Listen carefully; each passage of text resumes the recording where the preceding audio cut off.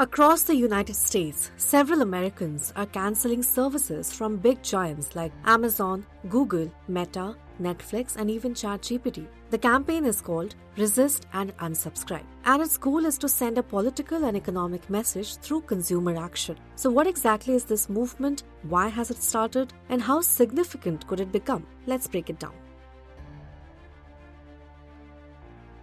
The movement was initiated by Scott Galloway, a professor at New York University's Stern School of Business. It calls for a month-long economic boycott focused mainly on, quote-unquote, companies driving the markets and enabling our president. Participants are encouraged to cancel paid subscriptions, delete apps, avoid ads, and publicly share their actions online using campaign hashtags. The aim is to reduce recurring revenue streams to create economic pressure that policymakers cannot ignore.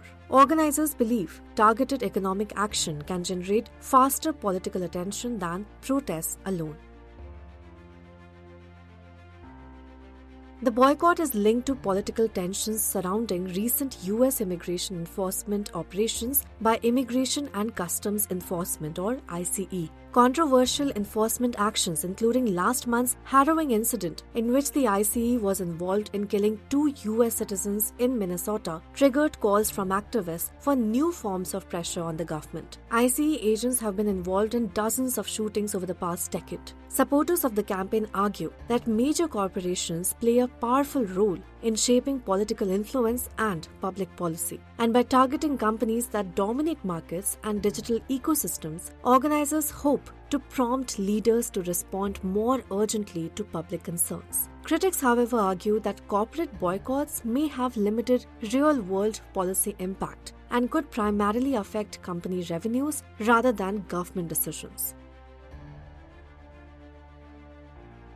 Now, the campaign highlights 2 categories of firms. The first group includes subscription-driven technology and media platforms identified by founders as having, quote-unquote, outsized influence over the national economy and our president. These include Amazon, Apple, Meta, Google, Microsoft, Netflix, Uber, Paramount Plus, OpenAI, and X. The second group includes consumer-facing companies that organizers claim are indirectly connected to immigration enforcement systems. In other words, they are, quote-unquote, active enablers of ICE. This list includes firms such as AT&T, Comcast, Dell, FedEx, The Home Depot, Marriott, and UPS.